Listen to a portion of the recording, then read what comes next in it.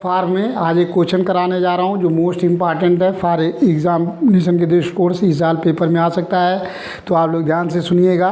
का टेस्ट करना है तो 100% इम्पॉर्टेंट फॉर दिस ईयर। चूँकि दो क्वेश्चन है, एक तो हमने कार्टेशियन में पहला बता चुका हूँ पेपर में आ सकता है, या आज कराने जा रहा हूँ जो क्वेश्चन इन दोनों में से एक पेपर में एक में आ सकता है 10 नंबर में। यदि टेस्टिंग से आता है पेपर में तो इन्हीं दोनों में से आएगा, नहीं तो आपको नहीं आएगा टेस्ट करने के लिए क्वेश्चन। इसलिए दोनों इम्पॉर्टेंट है। तो करना क्या है देख लीजिए। टेस्ट क्वेश्चन जो आपका है कई साल आ चुका है जो है पेपर में 2011, 12, 9 में भी आ चुका है, 15 में भी आ चुका है। तो एग्ज़ाम में के दृष्टिकोण से बहुत ज़्यादा इम्पॉर्टेंट है ये इस साल के लिए। ये क्वेश्चन में जो आने वाले उसमें बता रहा हूँ कब कब आया हुआ है।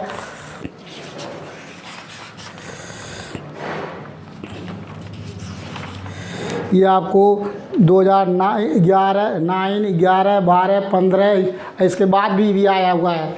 2009, 11, 12, 15 इसके बाद में भी शायद जो 18 में आया हुआ किसी साल आया हुआ है, 18 या 17 में किसी साल आया हुआ है, 17 और 18 में आ चुका है और इस साल के लिए इम्पॉर्टेंट है।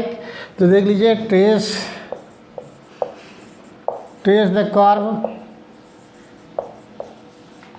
को टेस्ट करना है। R square equal to A square cos 2 theta.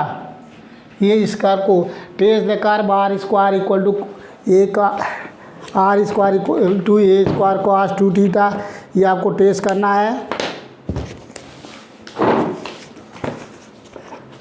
है, अब इसके बाद या इसी को लिम्निस्केट बर्नौली कहते हैं। इसका नाम है लिम्निस्केट ऑफ बर्नौली। दूसरे वर्ड में लिम्निस्केट ऑफ बर्नौली इक्वेशन का नाम है ये।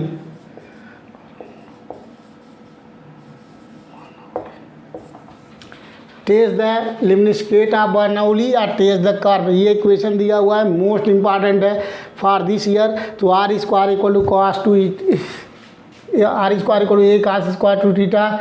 इसका सलूशन देखिए आप। तो the equation of the curve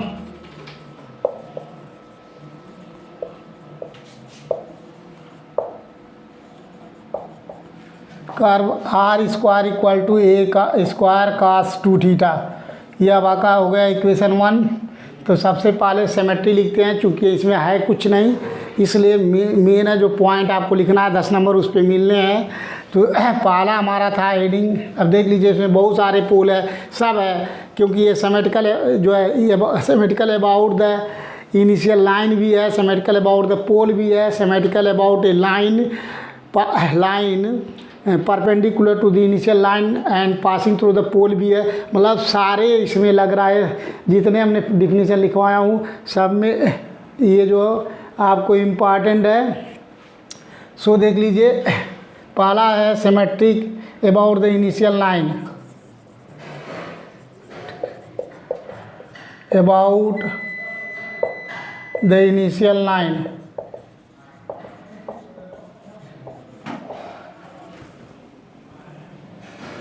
symmetric about the initial line.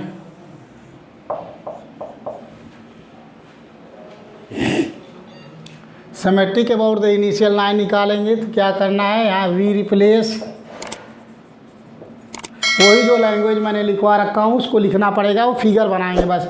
We replace theta by minus theta, then the equation of the curve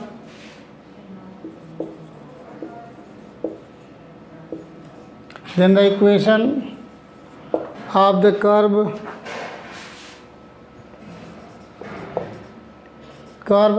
remains unchanged मतलब कर्व में कोई चेंज ही नहीं आएगा। थीटा के जगह पे माइनस थीटा रिप्लेस करें तो इस इक्वेशन ऑफ द कर्व में कोई चेंजिंग नहीं आ रहा है। इसका मतलब then the curve is symmetrical about the initial line, then the curve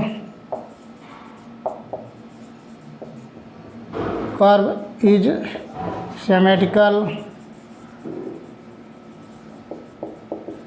symmetrical about initial line.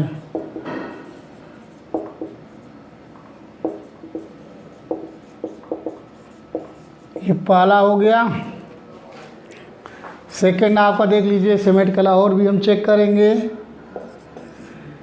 अब सेकंड में है, ये आपको पोल के सापेक्ष भी सिमेट्रिकल है, क्योंकि सेकंड है आपका symmetric about the pole.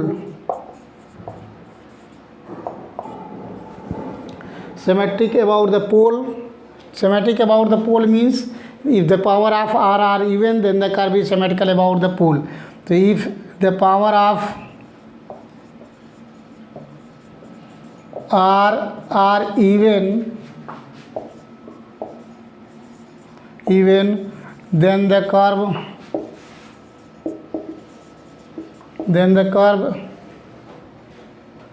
curve is symmetrical.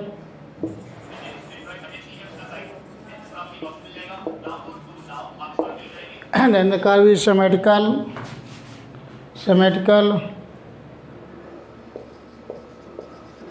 about the pole. ये पोल के सापेक्ष हो जाएगा, लैंग्वेज लिखना पड़ेगा। थर्ड नंबर है आपका symmetrical about a line.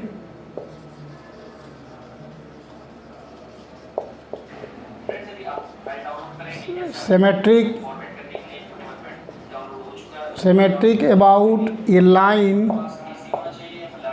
Line perpendicular to the initial line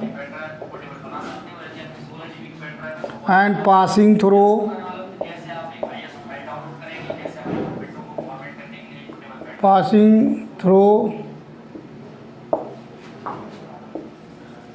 the pole।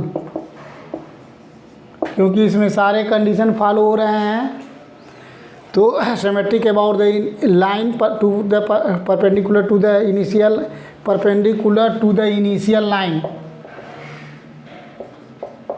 Initial line and passing through the pole. यहाँ से देख लीजिए, if we replace r by minus r and theta by minus theta, we replace r by minus r and theta by minus theta, then the equation of the curve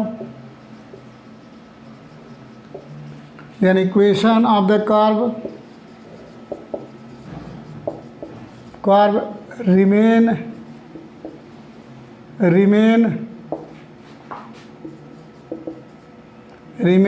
unchanged, therefore the curve is symmetrical. Therefore the curve is symmetrical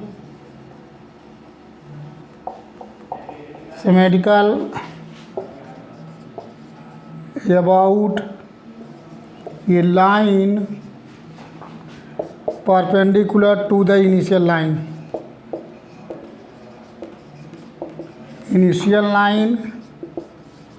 and passing through the pole, passing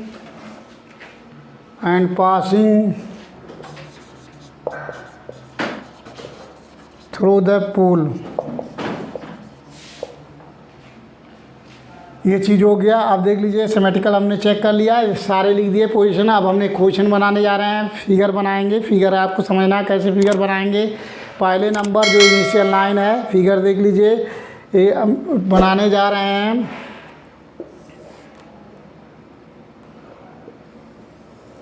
ये आपका initial line है x, OX इस initial line, ये आपका OX initial line है, समझ लीजिए। क्योंकि पहला हमारा था symmetrical about the initial line के साथ सिमेट्रिकल है, मतलब इनिशियल लाइन के जो ऊपर फिगर बनेगा वही नीचे बनेगा। अब पोल वो है, वो के साथ सिमेट्रिकल, मतलब जो फिगर इधर बनेगा वही ये बनेगा, इसके ऊपर जो बनेगा नीचे बनेगा। अगला परपेंडिकुलर, कोई बहुत सारे हैं। तो अब इसके लिए हम ये फिगर इतना यहाँ तक बना लिया। अब नेक्स्ट हमें बनाना नंबर 4 चेक करना है। 4 में क्या करना है, सबसे पहले 4 पॉइंट को हमें चेक करने के लिए यहाँ से निकालेंगे पोल फाइंड हो रहा है। पोल फाइंड करने के लिए टेंजेंट एट द पोल निकालेंगे।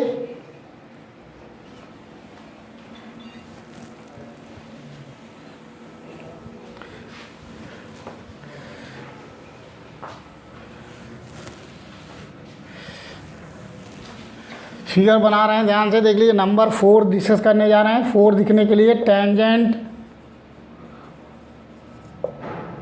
एट द पोल, पॉइंट सारे डिस्कस करेंगे। टेंजेंट एट द पोल के लिए put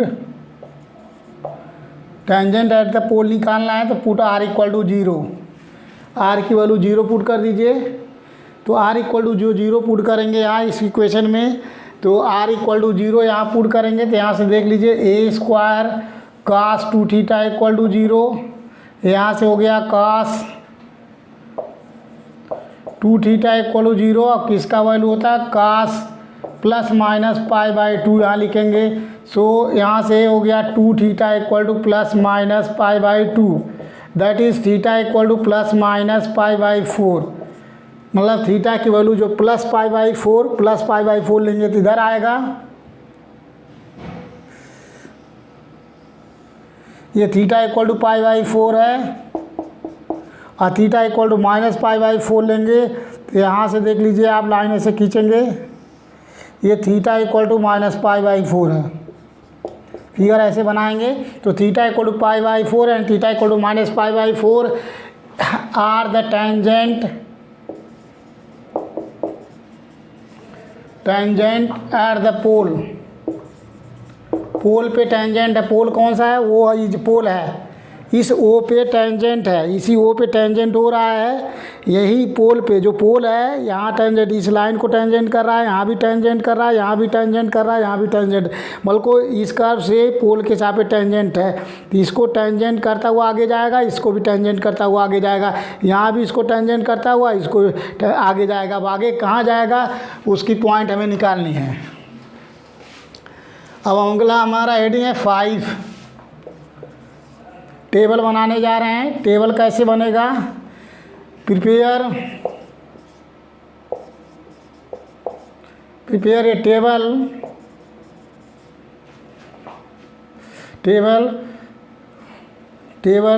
for the value of theta and for a value of theta and corresponding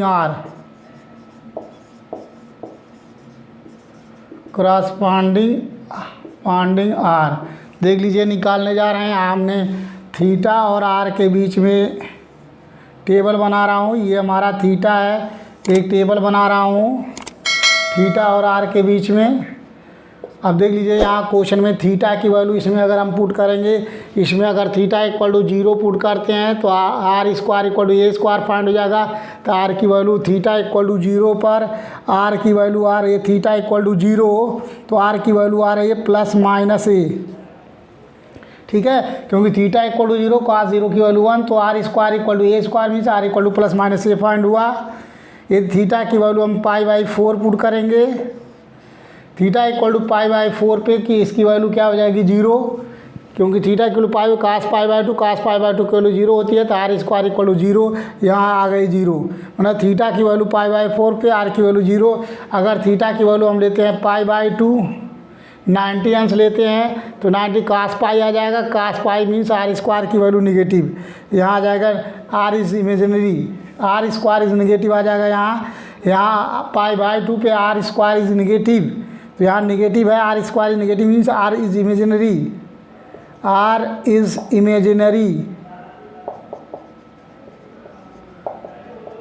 imaginary point find हुआ। अब यदि आर की वैल्यू हम ले रहे हैं 3 पाई बाई 4,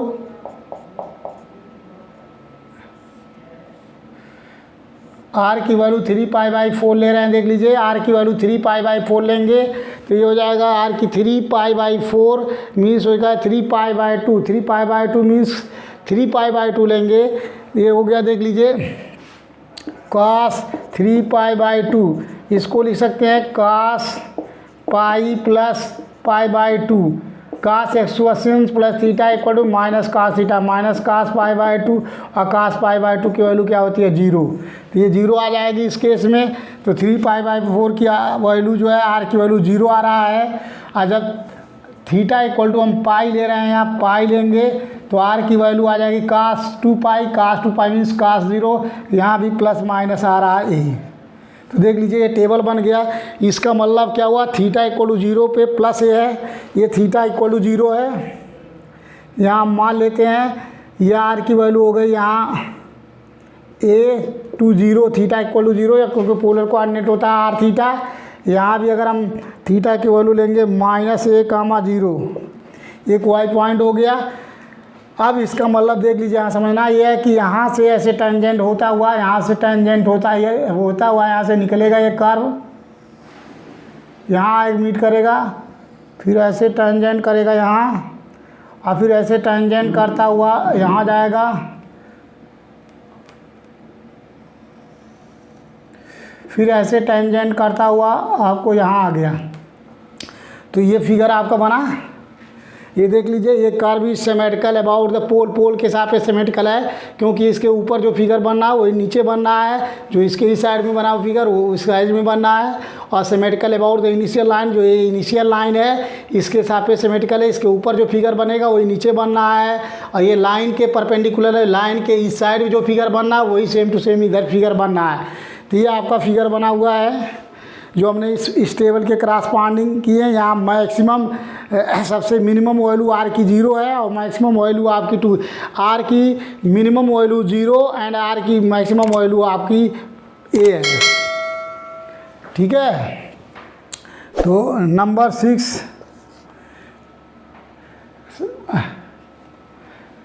6 में रीजन देखने जा रहे हैं कर्व का।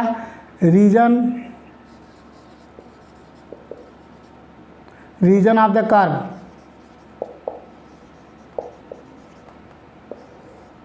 रीजन ऑफ द कर्व में देख लीजिए, यदि हम थीटा की वैल्यू, यहाँ थीटा की वैल्यू जब हम ले रहे हैं, थीटा की वैल्यू जब हम यहाँ से रीजन इन द कर्व की वैल्यू, यदि थीटा वेरी करेगा, थीटा की वैल्यू पाई बाय 4 मैंने पाई बाय 4 से बड़ा होगा और 3 पाई बाय 4 से छोटा होगा, तो उस केस में फिगर लाई नहीं करेगा। क्यों? थीटा की वैल्यू पाई बाय 4 से बड़ा है, theta equal to pi by 4 है, इससे अगर थोड़ा सा बड़ा होगा और थीटा की वैल्यू 3 पाई बाय से छोटा होगा, और यहाँ उस केस में if pi by 4 less than theta less than 3 pi by 4 then R square is negative, उस केस में आर की वैल्यू नेगेटिव होगी, means then R square is negative, therefore the curve does not lie there, उस case में figure नहीं बनेगा जब theta की वैल्यू पाई बाय 4 से, थीटा की वैल्यू पाई बाय 4 से बड़ा हो और 3 पाई बाय से कम हो, उस केस में फिगर नहीं लाई करेगा। तो जब ऊपर नहीं लाई करेगा सेम टू सिमेट्रिकल है, इसका मतलब यहाँ भी जब थीटा की वैल्यू यहाँ पाई बाय इसके बीच में भी लाई नहीं करेगा। तो ये आपका फिगर ट्रेस हो गया, फिगर बन गया। ये 10 नंबर का पेपर में आना है, तो आप लोग प्रैक्टिस करके जाइएगा। मोस्ट इम्पॉर्टेंट क्वेश्चन है पेपर के लिए, तो इस साल के लिए इसमें आपका फिगर आप मेन है, फिगर आप बनाओगे तो इसको सारे क्वेश्चन आपको सॉल्व करना है, प्रैक्टिस करनी है, पेपर में आपको 10 नंबर मिलेगा। नेक्स्ट क्वेश्चन आप कराएंगे, कर्व ट्रेसिंग ख़त्म हो चुका है, एक ही क्वेश्चन कर्व ट्रेसिंग का कराऊंगा, इसका पोलर फॉर्म में यही पेपर में आएगा। नेक्स्ट आपको डिस्कस करेंगे, लीबनिज़ थ्योरम पढ़ाएंगे नेक्स्ट लेक्चर में। आप लोग सब्सक्राइब कीजिए और डिस्कस कीजिए और शेयर कीजिए सभी लोग।